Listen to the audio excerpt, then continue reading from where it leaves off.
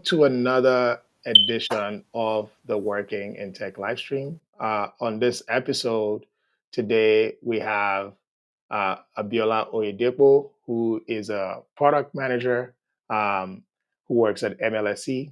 He leads important projects, and today he's going to be talking to us about some of those different projects he leads, and how he got his start in product management, and multiple other stuff like that. Welcome to the stream, Abiola. Yeah, thanks for having me on the platform. I look forward to having this conversation with you. Been exciting for me to, share my journey with some folks who are probably just starting out on their journey. And, if there's any insight that I can provide that can assist them along the way, happy to pass that on. That's amazing. So, one of the places I usually start out in these conversations is, why did you decide to pursue a career in tech?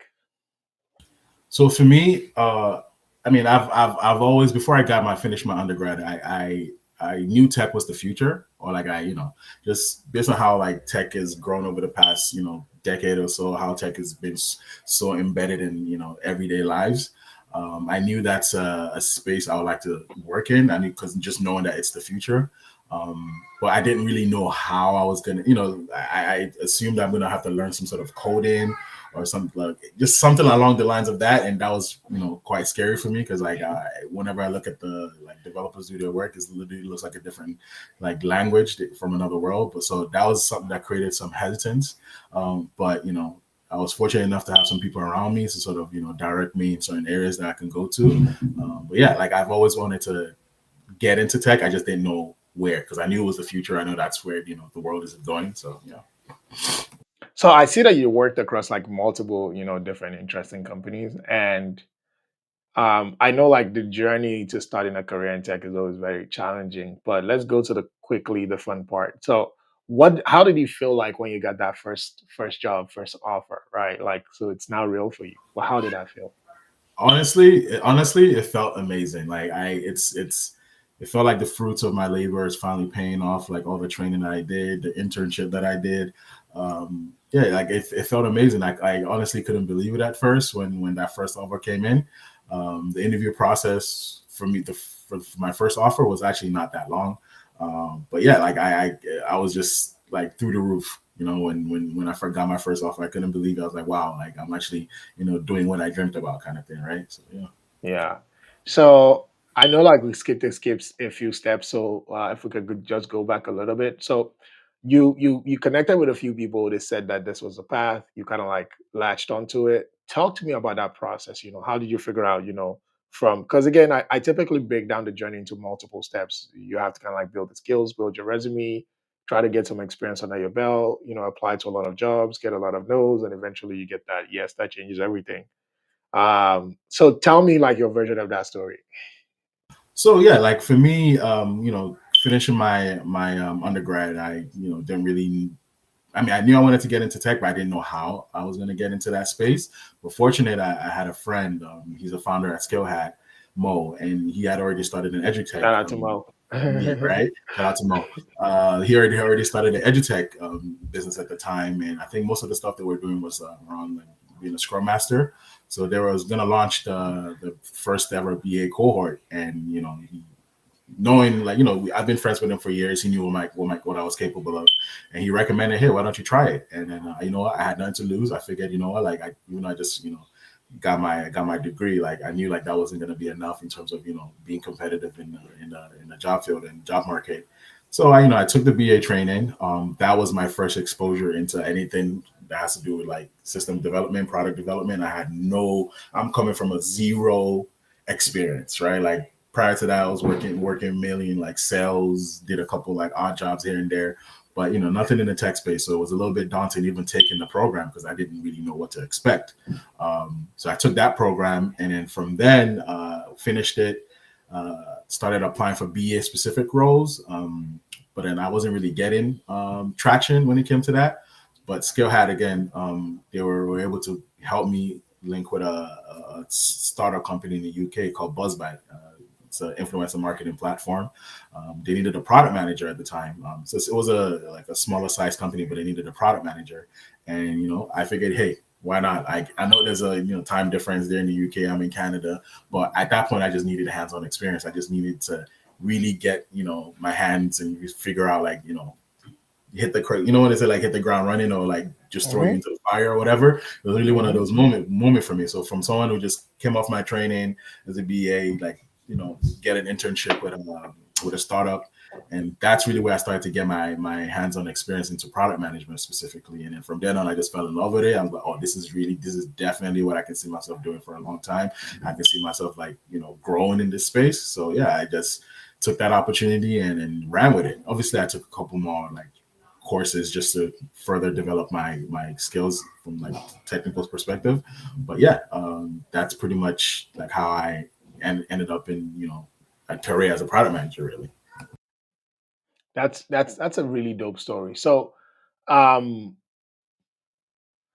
how did you keep like? Because one of the things that I guess doesn't get talked enough about, in this journey is like, a lot of people don't have a frame of reference, right? So the reason why the first job is the most important one is that if you get a first job in tech and maybe somehow you lose it, whether it's a short project or let's say maybe you don't even meet the expectations and you have to start all over again, which rarely happens but does happen. I feel like it's a lot easier for people to bounce back from that than it is to deal with like the pain of rejection over and over again, because ultimately you feel that imposter syndrome. So at some point you can internalize it and say, you know what, I was never really good for this. Who am I lying to? How are you able to kind of like get over that hurdle to say, you know what, I know it's not working out right now, but if I just keep at it, something's gonna click. I mean, you're definitely right about that imposter syndrome, especially when you get your first job, because in the back of your mind, you're really questioning yourself, like, am I really good enough to keep this job? Am I good enough to, like, am I the right person for this role? You ask yourself a lot of that. But Mhm. one of the things that kept me going was when like some of the people that you work with, right? Just asking a lot of questions, right? Like, and there's always gonna be things that you don't know. So for me, like one of the things I learned early on is just to get feedback as soon as possible, right? So that's constant feedback, and just that one thing that does for me is like lets me know that I'm on the right track, right? So if I'm getting feedback as soon as you give me a task from you, then like if I'm totally off, then at least I know that I'm totally off, as opposed to going off doing whatever work I'm doing or I think I'm doing, and then I try to get feedback, and then the feedback is like, no, you're completely in the wrong direction. That makes you feel even worse. So one thing I learned early was just to try to get feedback as soon as possible whenever there's any task that's handed to you. And for me, like what you mentioned, the first company I worked for was a short contract. I was really, really hoping to get a contract extension with them at the time, but I wasn't able to secure an extension because they just decided that they wanted to limit them development on the specific project that I was on. So, part of me felt a little bit like, maybe I didn't do a good enough job while I was there. Maybe that's why they didn't give me that extension, because, I got really excited getting that first opportunity. I was really thinking, maybe this is a company I can be in for like maybe another year or two, stuff like that. But it definitely does play on you a little bit as far as like trying to figure out whether you're good enough for the role. But what I learned is like as you go along this journey, you learn on the work, you learn from the people that you work with, and as the longer you spend in the space, you start to feel more confident and more secure in yourself, right? Like, okay, you know what, I can do this, I can deliver, so to me, that's pretty much how I was able to get over that hump of not feeling like I wasn't good enough to be in the space. So what skills specifically, whether the ones that you brought from like all your previous roles and sales and things like that, and the ones that you learned at Skill Hat, help you develop, you know, that skill set that you needed to land this job? I would say definitely documentation, like being able to document things accurately and ensuring that there's no ambiguity at all, right? So ensuring that whenever there's a meeting happening or whenever I'm meeting with stakeholders or just chatting with my team, ensuring that things are properly documented, ensuring that there's no like room for any sort of confusion, because as a product manager, a lot of times people are coming to you for clarity, because you're the one, you're the guy with the vision, you're the guy with the, coming up with the strategy of how to, deploy things, or how to, release this particular feature. So, you really have to be clear in, what you're doing. And then you're going to be sharing documents with a lot of people, and you have to make sure that, there's no ambiguity there.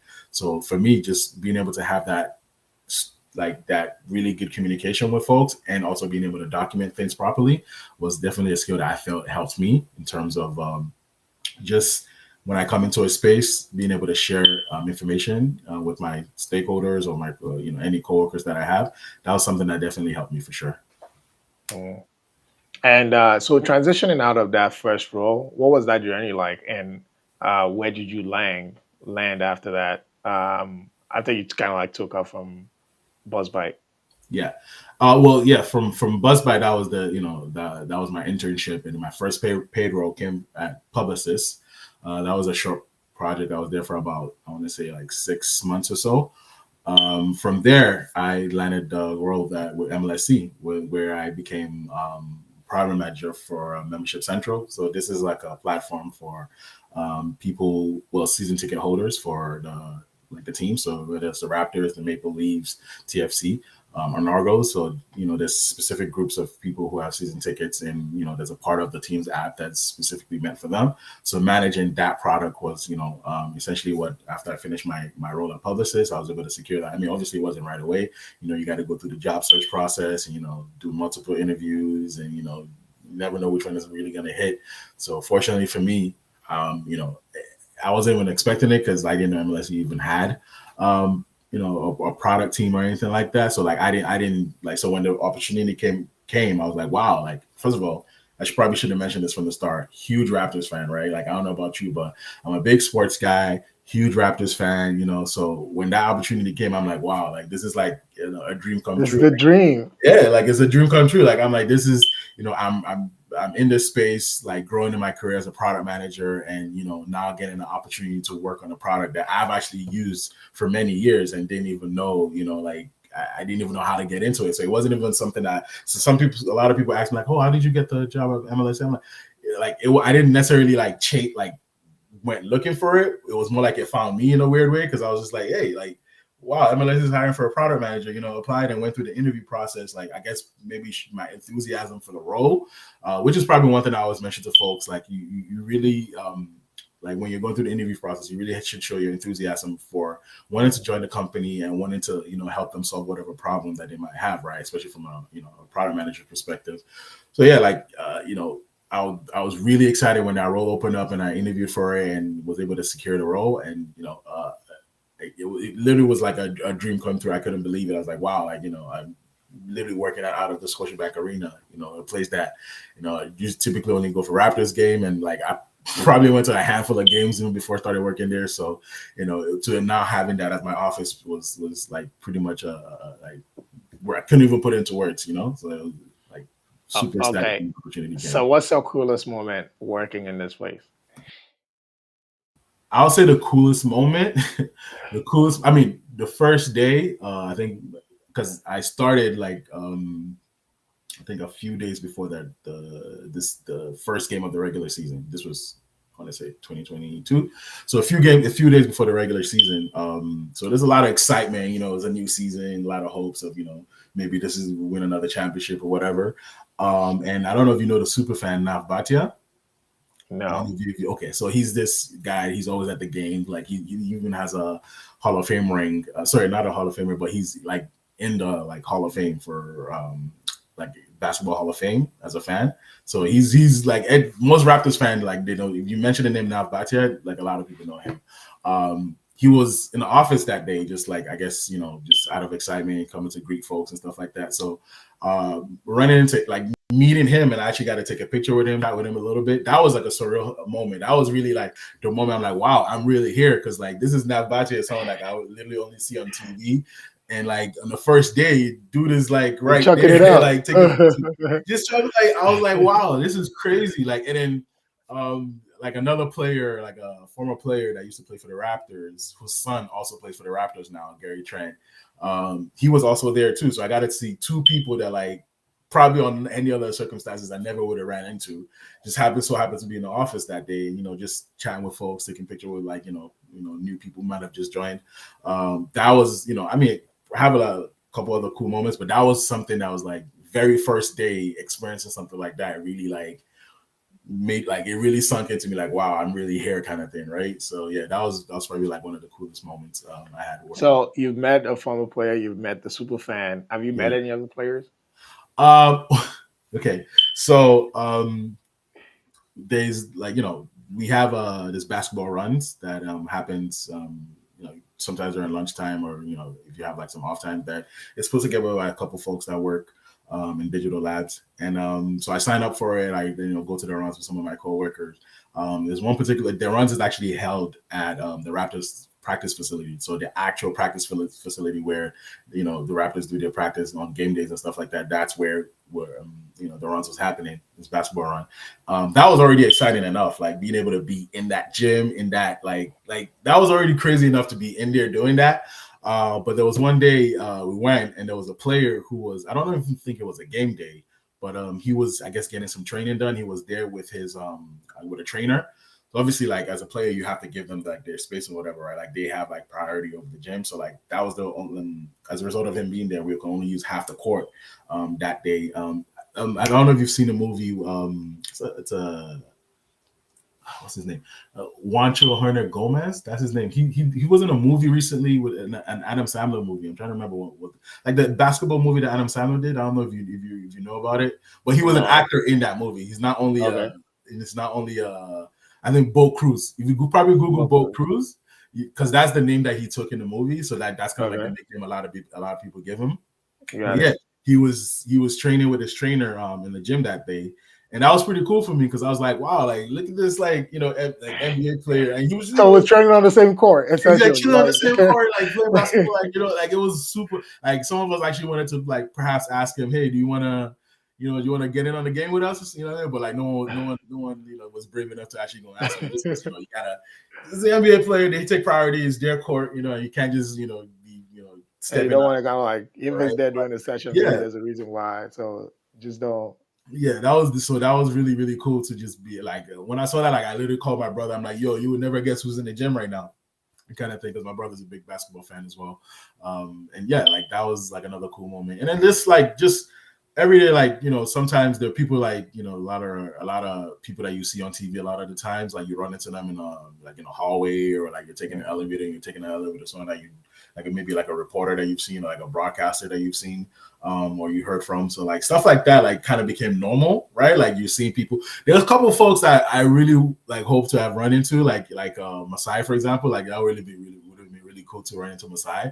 Or Scotty Barnes, like he's pretty much the face of the franchise right now. Like I was hoping one day, hey man, like, but he's pretty high profile. I don't think he's gonna be like, he's pretty much gonna be protected. So I don't think you're gonna run into him unless it's something that's like already set up or something like that. But yeah, like I'm fortunate to like just run into people taking an elevator or just being in the hallway and like, oh wow, that's that guy. You know what I mean? But that's just the fan in me, just like and then like I have to get back to work or whatever, right? And that's such a cool story, right? Because ultimately, one of the big things about working in tech is like that ability to live your dreams. For a lot of people, it's like you're just making more income to be able to support yourself and your family, or be able to build your dreams, or even travel the world, whatever that goal may be. But you, on the one hand, are able to secure the bag while still like doing a job that potentially, if you didn't have to work for money, you would do it for free anyway, right? So Honestly, like for real. Yeah, you're honestly. living your dream. I, I definitely would have done it for free. Like I would actually take like so funny, like it's probably terrible to say, but like for me, I was like, I would take less to work here just to be close to the team and stuff like that. But obviously, like you gotta secure the bag. But I would think about it. I would definitely think about it. I'm like, if I go somewhere else, it's not gonna really hit It's the not same. gonna feel the same. Yep, Yeah, yep. but that's just the basketball fan in me, the sports fan in me, Mm. and like just being in that environment, and like, the product I'm working on is for people like myself, right? Like, so I can definitely like put myself in the user perspective and try to figure out how to help solve problems for them, right? Mm. And in some way, like you're playing for the team as well. I mean, yeah, put it that way. Hey, man. So, essentially, one of the things I would promise, like, the viewers today is that, on this like program, because again, product management has to be the hottest role in tech, right?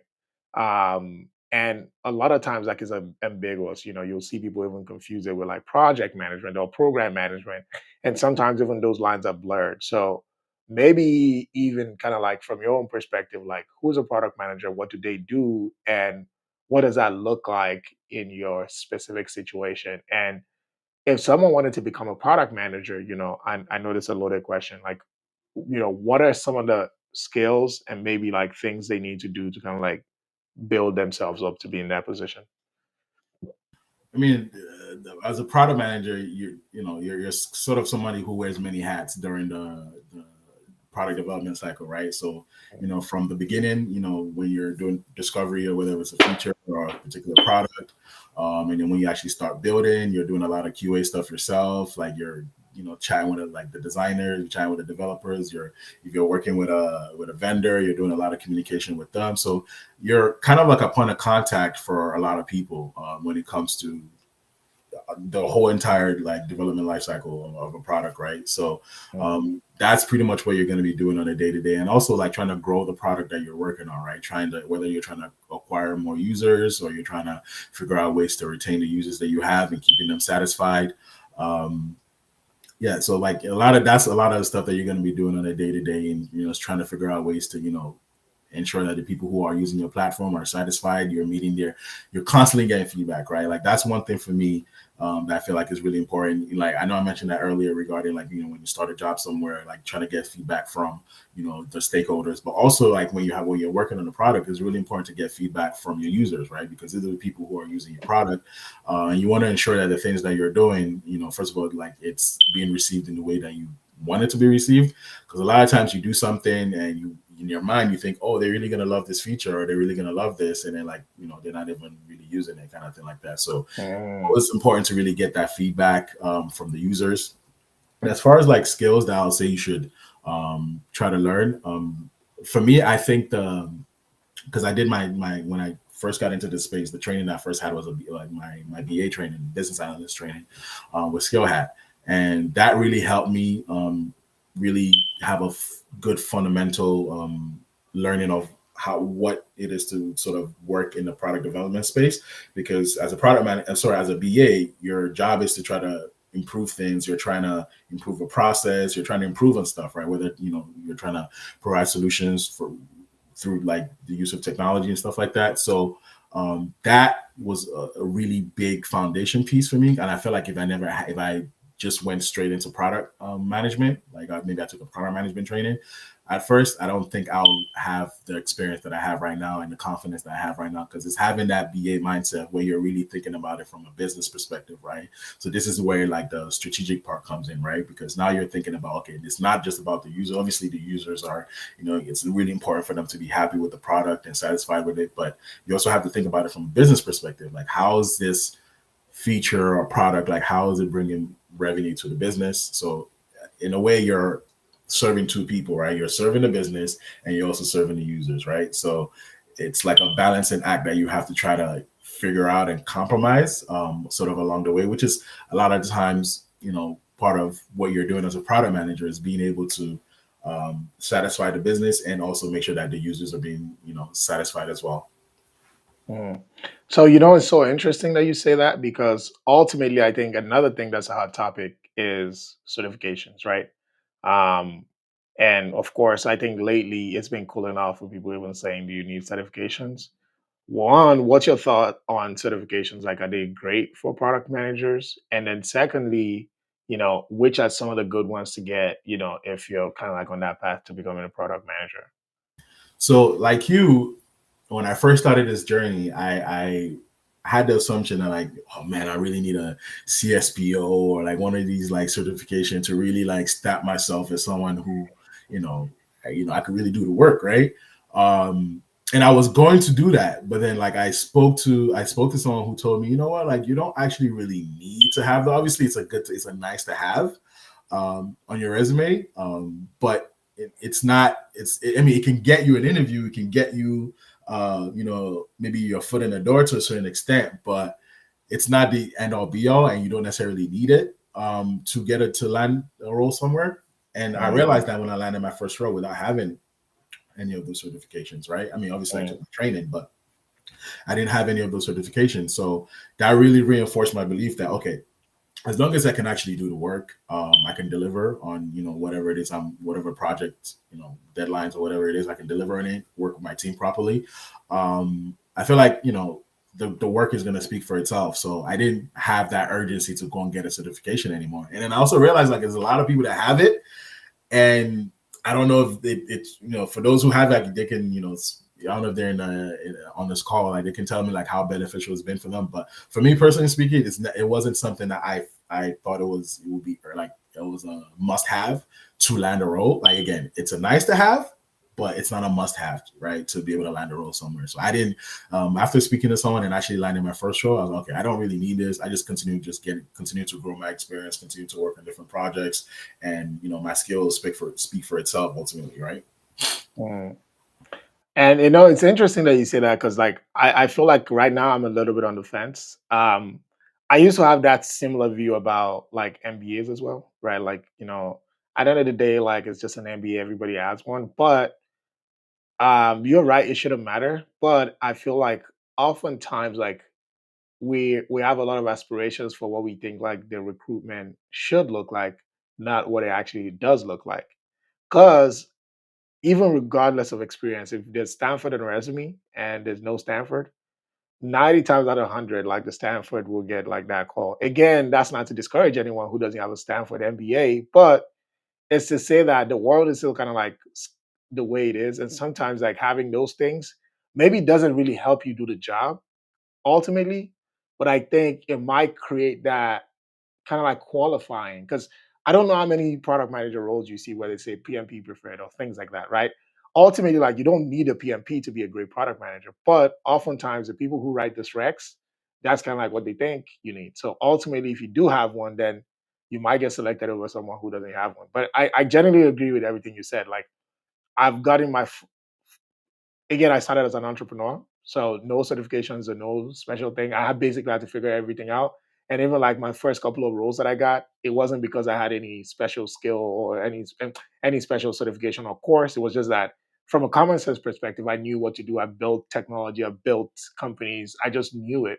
But ultimately, I realized that oftentimes when people kind of like design this job descriptions and things like that, they're looking for specific things, and if you can get them, I think it does help. So speaking from that perspective, in general, I do see PMP a lot. Are there any like certifications that you see on a lot of job descriptions, or that you've heard people say, or that you personally are looking at that you think might be good for anyone who wants to go in that direction? I mean, the one, like you said, the one I see the most is the PMP one. I don't really see a lot of other ones other than that. Just that's mainly the one I see. And like I said, like it's a nice to have for sure. Like Yep. having it is definitely, if you can do it, go ahead and do it. Like but I don't think it should be a blocker for you as far as like applying for Mm, a role somewhere, or trying to land your first role. Like you can definitely still try to apply for jobs, and you never know what you can get that's without true. having that. So it's a nice to have, but like I'm going to stick to it. I'm going to stick to that hill. It's not a must have. Definitely get something without having it. And one thing I also say is a lot of these certifications, there's so many different.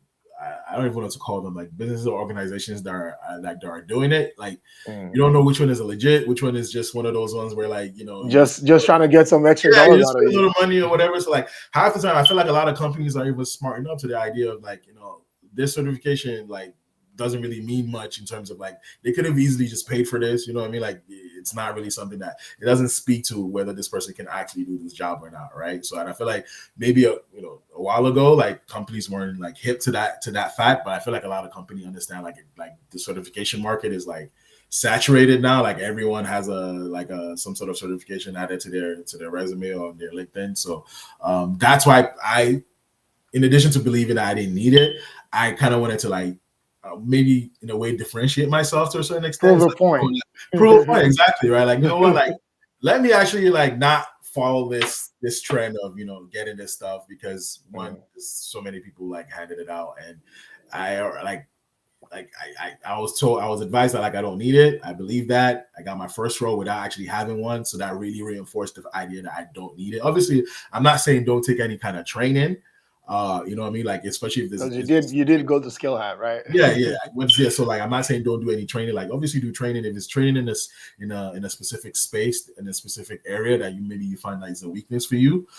Take training in it, right? But I'm like as far as like the all this like other certification and stuff like that, I'm just gonna leave it as that. Yeah, yeah. No, and again, like I said, I do agree with it. I was just kind of like offering, like, again, almost like an alternative opinion as well, just for people to kind of like balance it out wherever they fall. Um, and then we do have a question, but again, we usually take questions like 10, maybe towards the end of the call. So Daniel would definitely get to that question. And once again, welcome to the live stream. Today we're chatting with Abiola, who works for the MLSE, the parent company of Toronto Raptors. So if you're a big sports fan, then definitely you want to hear a lot of the germs that he said. He's already dropped a lot, so if you miss those, you might have to do a rewatch. But if you have any questions, feel free to leave them in the chat. We're gonna start taking questions in about 10 minutes. But again, he's still talking to us about like his very interesting journey of breaking into tech product management. And I, another thing that's I see that's super important in tech in general is the idea of networking, right? Like, I literally shared a tweet on my Instagram today, somewhere around like, or I posted a screenshot of a tweet where I say, who you know in tech, no, someone you know in tech can completely change your life, right? How true is that statement?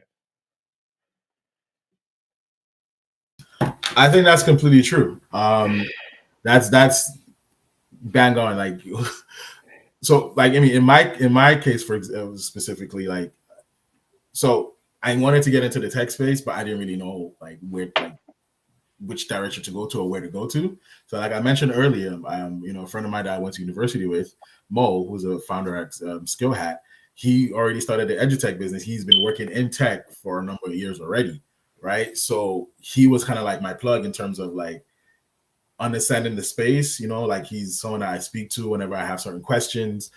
So he already like, years of experience already. So like if I have any questions or anything I don't specifically understand, being a friend of mine, I can always hit him up and, get some clarification and certain things, especially early on.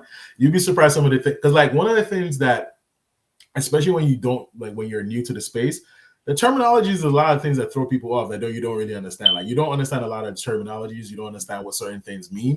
But then once you're actually working in it and you've got a couple years under your belt, then those things become like a part of the language, like the nomenclature that you use as well, right? So like if I didn't have that connection with him, right, or like that network with him, who knows? Like maybe I'll be doing something else. Like I don't know if I necessarily would be in product management. I don't know. Maybe I'll be. I honestly don't know, right? But I know like the connection that I have with him definitely assisted me in terms of guiding into like a direction that supercharged my career journey really.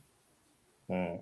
And that's a really important point because ultimately, I definitely feel you on the acronym thing because a lot of times, like, and I don't think it's even a junior thing because I just transitioned into a new role and like oftentimes like you kind of like get caught in this moment where you're wondering, will I look silly if I ask this? Like, should I already know this or is this kind of like internal, right? And different teams have different ways that they define things. Like for example, my new team, kind of like when they talk about like production, development environment, testing environment, and then production environment use symbol letters and symbols to say E1, E2, E3, right? And I didn't know, like in my mind I'm googling like, wait, should I already know like what these things mean? And it's like, oh, it's production, it's development, test, and production. I'm like, why didn't you just say that? And there's certain companies, like I know MLSE when I first joined, they sent me this document that sort of like it's a list of all the different acronyms and like what they Yeah. mean. So like I didn't necessarily have to do the whole like Googling and trying to figure out like what does this mean. So if there's anything I come across that I don't know what it means, I go back to that deck and like I'm like, oh, okay, that's what that means, and like it registers in my mind. So yeah, like a lot of times like just not knowing what certain terms mean can throw people off in terms like I don't even know what that means, right? Like, but as you go along, as you start to learn like the different words, everything sort of makes sense to you, right? Yeah, and that's completely right because ultimately, like I think for me, I feel less insecurity asking those questions because I've been in around long enough that I know that I don't even have to dig too deep, right, to figure out like because even on the same call while I was trying to figure this out, then I see a diagram that says production test, and I'm like, come on, right? So ultimately, like in your case, what you're saying is very valid because even if you still need further help, because oftentimes, like you're joining a new team, you don't want your teams to lose confidence in you, right? It's like, wait, who did we make a mistake hiring this guy? So ultimately, having someone who's not on your team to lean on and say, wait, I heard this thing, like, am I tripping or should I do it? And they say, oh, that sounds like it should be internal. So maybe if you ask, it doesn't look bad, right? So yeah, that definitely helps. Um, Go ahead. Sorry, I think you were going to say something. Sorry, Oh, to my earlier point. Sorry, I think yeah, I'm muted. To my earlier point about when you join a company for the first time, it's always great to get that feedback, right? Like just try to like you got to ask questions because that's the time to ask questions. It's different if you're like a year in and you're still asking the same question. But like when you first join, like you got to try to because that's the time that a lot of people are willing. First of all, most companies like I've been fortunate enough to work in places where like people are actually willing to help out, right? People are mm, like, if you have any questions, come to me. Like I'll, clear it up for you and anything like that. So, but just being able to during that first couple months or so, like definitely, if there's anything that doesn't make sense to you or you don't understand, ask questions because those feedback is going to prove invaluable to you, like as you mm, kind of go along. that's facts.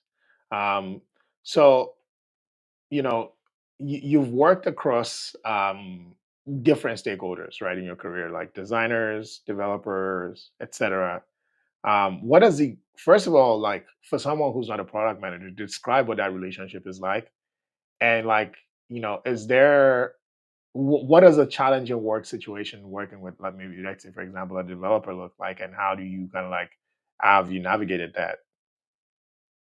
I mean, for me, I think the developer is probably the one that because I took a design course, so like I sort of have I want to say like I'm not a designer, but I have a pretty good understanding of sort of how designers go about their work.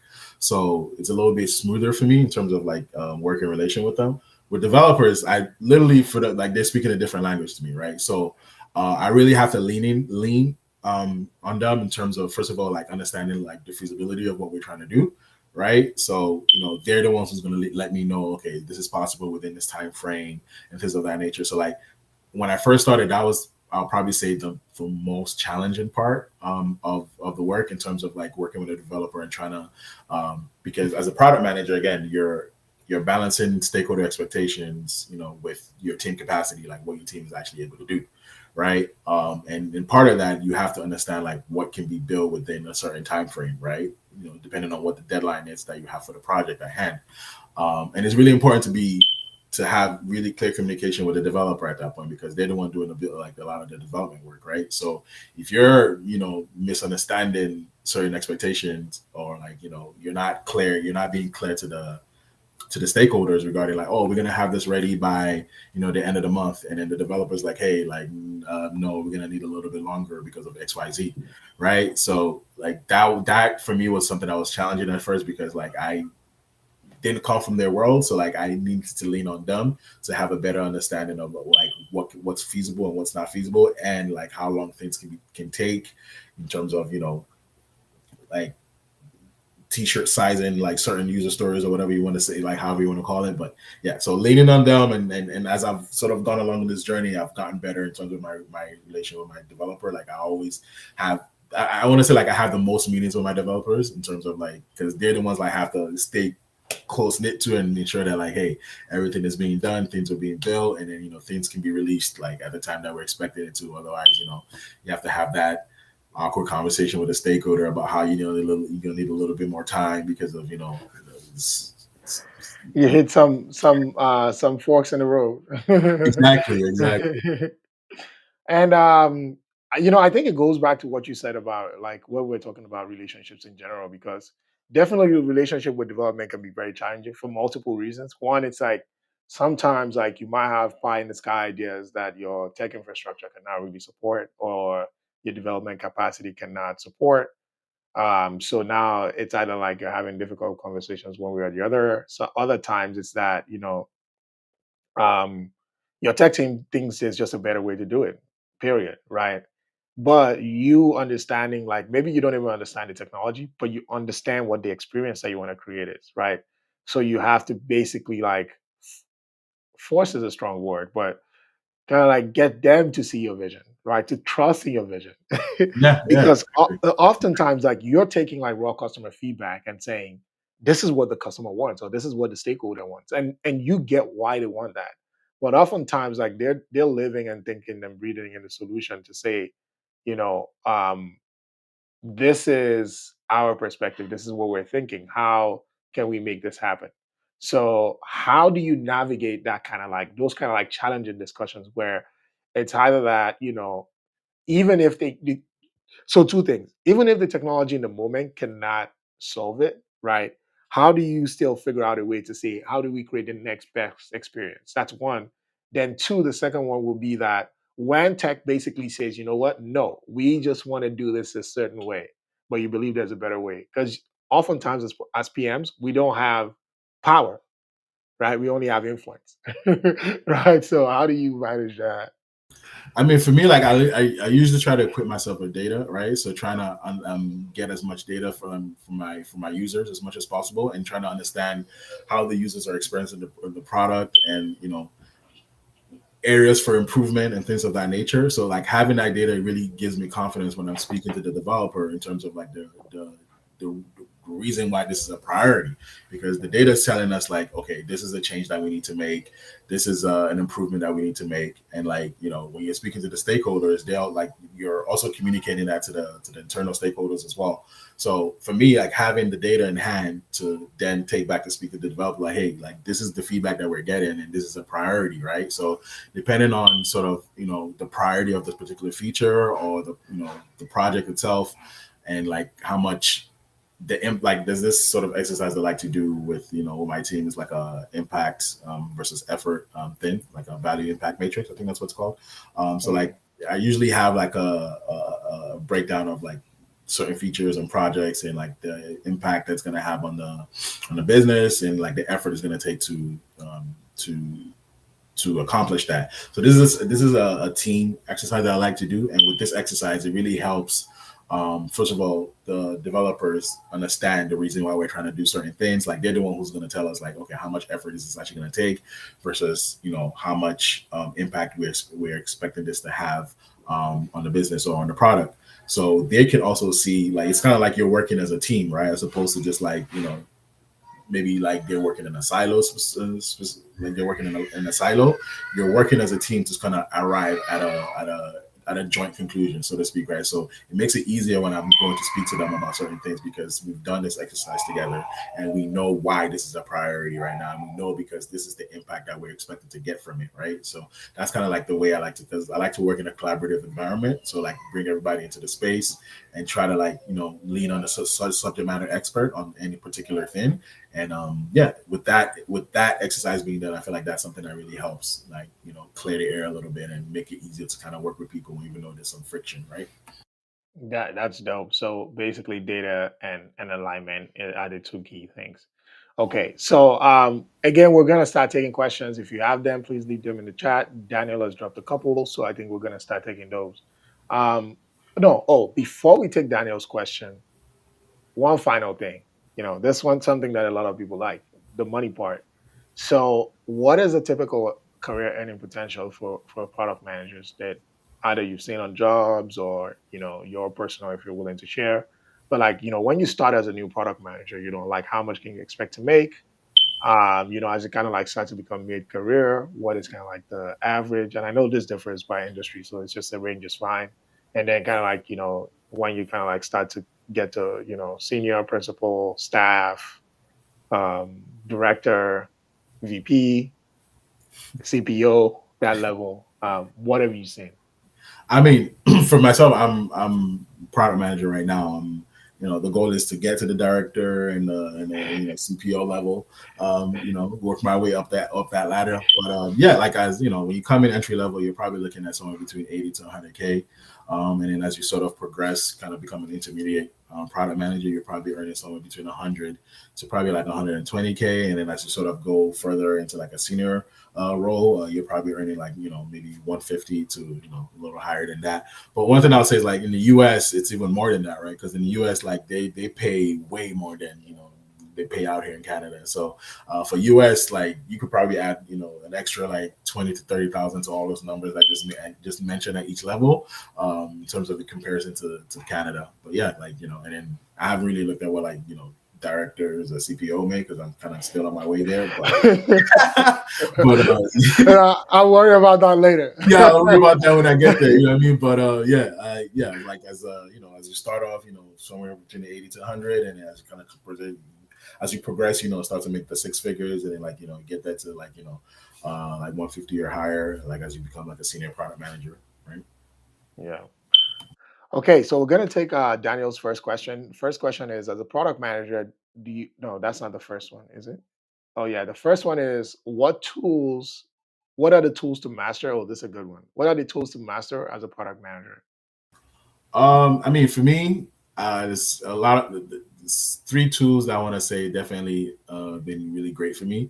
Figma, right? I really like Figma, especially when I'm like making decks or I'm doing sort of like I try to provide like a vision or trying to like talk about my strategy in terms of like how I see it, like how I envision something sort of being developed or telling a story about a particular feature. Like that's Figma is a tool that is just really great, especially from a design perspective. This is when my design the design course that I took is really helpful for me because I'm able to apply a lot of that.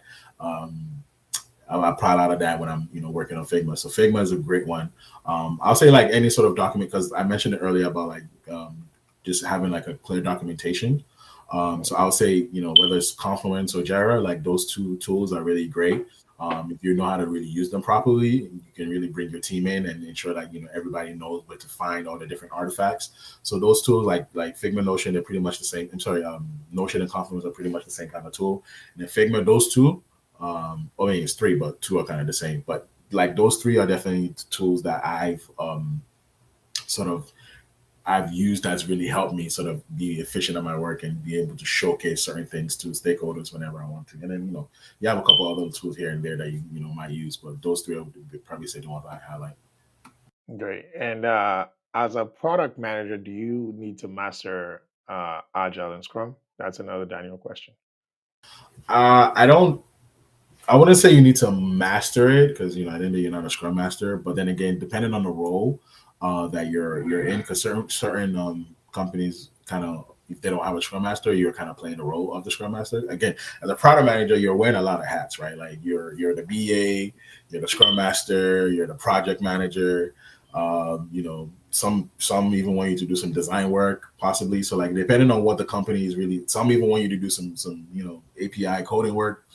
Like so, it depends on what the company is really looking for, kind of thing, right? So, but I'll say it definitely helps to have a good knowledge of it, like a solid understanding. But I wouldn't say necessarily that you need to master it unless you're trying to be like a Scrum master or anything like that, right? But definitely have a solid knowledge of it, and as you kind of carry out when you start working and you go through you kind of learn as you go, kind of thing, right?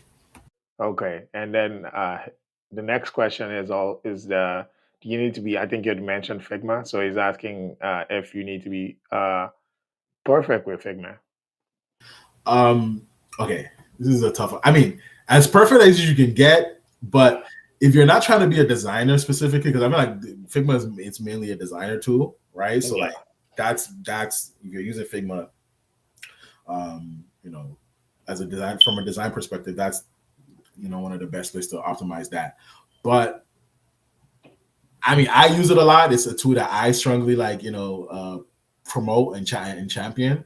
So I kind of say like I want to. It's just the word perfect there that's throwing me off. Like That's throwing me off, right? yeah, I don't think you need to be like a master at Figma by any chance, but you do need to, like it's a tool that I think like everyone uses it, especially like FigJam, for example. Like it's a tool that, like, especially when you're doing collaborative stuff, it's a tool that you can use to bring, all your coworkers in, whether it's developers and designers and all the stakeholders. The tool that you can use to bring people in and collaborate on certain things. For example, when I do the value impact matrix exercise that I was talking about, I usually do that on Figma, right? I mean, sorry, on FigJam, right? Because that's when you bring people in and the ideas are being shared, you're documenting it on there. So yeah, like maybe not to the point of being a perfect or an expert, but you do need to have a very strong understanding of Figma. Yeah, Sure. you're not doing necessarily color schemes, Yeah, but yeah, yeah. Not doing being all able to that. like As far as you can do it for like, map ideas, yeah, make yeah, map view ideas. diagrams, things Exactly. like that. We in my last role at Apple, we had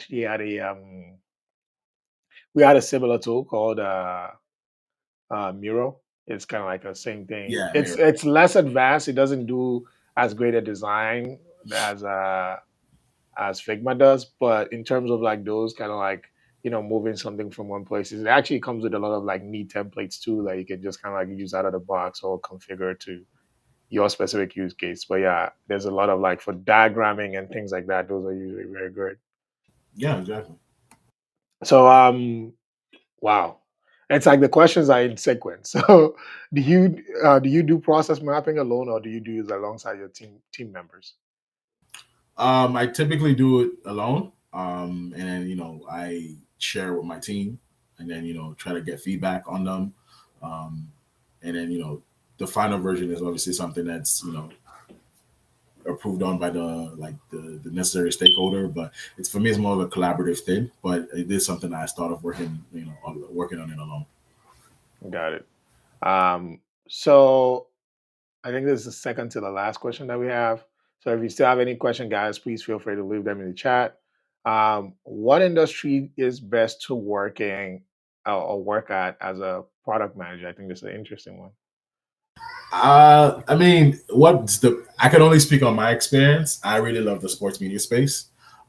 Just being a sports fan myself. But I know fintech is a really hot one right now for a lot of people that's trying to get in product management. So I'll probably say that's probably a really cool one that people can look at, or even the e-commerce space. But for myself, if you're somebody who's in it, if you're somebody who's a sports fan, sports betting is it's really huge right now. Like every single league is pretty much bringing in betting into their products that they for their users. So if you want to stay in the sports media space, if you want to be in the sports media space, then you can join this side. But you can also go to fintech, e-commerce, any other like industry. I don't say there's like one that's like specifically like the best. You know what I mean? But there's a lot of like trendy ones right now, like that you can get into. Like healthcare Yeah. was another good one too. Yeah. And definitely I think that ultimately, like I think it will probably be maybe potentially in the stage of a career or maybe even like what you're trying to accomplish personally, right? So I would say like if you're an entry level person, like you should just work at getting a job anywhere. I don't think like industry should really be something that you concern yourself with in getting that first job. I think the goal should be like just getting um just getting that first opportunity. I think that's the first thing. And I think, after like those first two experiences where now like you do feel like you become a product manager, then it's easy to then now start looking at different industries. And again, I think it's to what you're saying because ultimately maybe there's even more money in other areas, but you're very excited and fulfilled where you are, like you said. So again, I think that would depend. If you're chasing growth, then maybe you want to go to FANG. If not, I think it depends. Yeah. Yeah, I had somebody reach out to me recently and along the line of the same question. I think they wanted to work in the e-commerce space and kind of wanted to focus mainly on that. But this is someone who's kind of like starting off. I don't think they've gotten their first paid role yet. So I'm like, okay, I just told him like that's great that you want to do that, but my advice was just to like be open to other possibility, especially like if you don't have a lot of Mhm. like hands-on experience just yet. Like it's all about it's a matter of just getting in there and doing the work, getting that hands-on experience, and then if you want to pivot from there into like the space that you specifically want to be in, then you can do that as you go along. But if you're somebody who's starting off, I don't necessarily think you should box yourself into like one specific Yeah. space because you're limiting yourself in terms of even the kind of experience you can get. And you never know, you can get into a space if like actually enjoy it more than you probably thought you would and forget about, whatever it is you were trying to initially do, right? So It's actually interesting that you say that because the guest who was on last week was talking about how he wanted to be in marketing so bad, but ended up in sales, fought it for so many times, and now it's like, you know what? I'm just gonna stay here. So it's like ultimately, like you might even have ideas, like because like I don't think if you planned your career, you could have planned it any better at landing where you landed, right? Definitely But you not. landed exactly what you wanted to be. Definitely. Okay, so I think another question is do you use Azure as well in your workflow processes? I actually don't. It's funny because a lot of um, like I get that question a lot. Like I actually don't use I don't use Azure at all. Like in the all the like the two places I've worked or like three places I've worked, I haven't used it at all. So yeah, Mm, I like a lot of people, a lot of companies use that, but no, I haven't. mm. And I think just to kind of like add on to that, as a product manager, like you might touch like multiple different things. I think it's kind of like when you're very, very deep back in, that's kind of like when you're exposed to like, and even like the level of exposure might be different. So ultimately, like, I don't think like it's gonna be required for most product roles, especially if it's kind of like business focused. Um, as an aspiring product manager, what skills would you recommend that I get? I'll say get a BA training, right? I feel like that's a good start in terms of um, learning the business aspect of product management, learning like what the how to help improve a business process to a certain extent. And then from there, I feel like also learn some, I'll say learn some like user centric design skills, right? I feel like that's something that, you parlay, you take that the business side experience, and then you couple that with the user centric design experience. I feel like that's something that will really strengthen your foundation as a product manager, especially if you're starting off like with no background in product development. Having those two together will definitely strengthen you in terms of getting confidence and knowing exactly what you need to do in the right direction to go in. Okay, and s- second to the last question. So, how do you know your process mapping is right? Like, how do you gauge that? That's a good question. So with me for this, like I said, it's something I collaborate with my team on. So like, it's not something that I'm solely taking on by myself. So just getting that feedback from developers, ensuring that what I'm actually putting down is makes sense, and then collaborating with the other stakeholders that needs to be collaborated with. And then sometimes one thing with product management is like sometimes you just gotta test things out, man. Sometimes you just gotta roll it out there and see how it goes, and then take the like, always good you want to call it a soft launch or whatever, but sometimes you just gotta roll it out, see the feedback that you're getting, and just figure out how you can iterate from that point on. That's the whole point of being agile, right? Like not everything is not supposed to be like set up, ready to go, and then like that's how it's gonna be. No, like the whole point of being agile is that like, you're gonna make changes like along the way, but eventually the goal is to continue pushing forward to get you to your destination, right? But if you've collaborated with your team and you've sort of like gotten all the necessary feedback from the necessary folks, I feel like you should be at a good place for sure. Yeah, yeah, that's a good one. And last question, last but not least, your first 90 days as a PM, what should you do to make yourself an asset to you in your organization? I mean, I'll definitely try to book a one-on-one with as many people as possible for sure, so you can have a good understanding from different people's perspective, right? So get a good understanding of what everyone is working on, what everyone wants, or what everyone is expecting, especially from you, right? And then so that way you have a kind of a clear idea of what the company goal is, right? And then from that moment on, you can start to sort of incorporate, figure out ways that you can bring the like your skills into that, right? Like how you can incorporate whatever skills that you're bringing into the table to that. So like try to book as much one-on-ones with people, try to get a good understanding of where the company's at, where they're trying to go to, and take whatever skills that you have, incorporate it in there, and I feel like you should be good. Amazing, amazing, beautiful, and just like that would land on the hour mark. Um, we usually do this before we wrap up. Do you have any, final words of advice? Any shout outs you want to make? Whatever it is, the floor is yours. You got it. Uh, uh, Advice would be if you're an aspiring product manager, definitely, don't give up. You gotta stay diligent. You know what I mean? Sometimes, it might seem like, things aren't going to work out, but you never know like what's around the corner. Like you said, you get a lot of no's, but you only really need one yes, right? So that one yes can be the difference, can literally change your life. And as far as shout out, I'm definitely shouting out Skill Hat, because without Skill Hat, I don't think I'll even be in this like position to work for the companies that I've worked for, or or even be able to be sitting here, talk chatting with you on this live. So definitely a big shout out to Skill Hat. They've been a different maker in the community, as far as like, people that come from the community that I come from, trying to break into the tech space. If you're someone who's trying to break into the tech space and you don't even know where to go or what to start, just book a call with someone from Skill Hat, and they'll definitely direct you in the right direction for sure. That's beautiful. Um, I want to say thank you to you, but I'll hold that thought for a second because we got one final question. No more after this. No worries. Daniel is also asking, how do you know a product needs development? Do you bring it up yourself? Does your team members bring it up? Or do you just use customer feedback?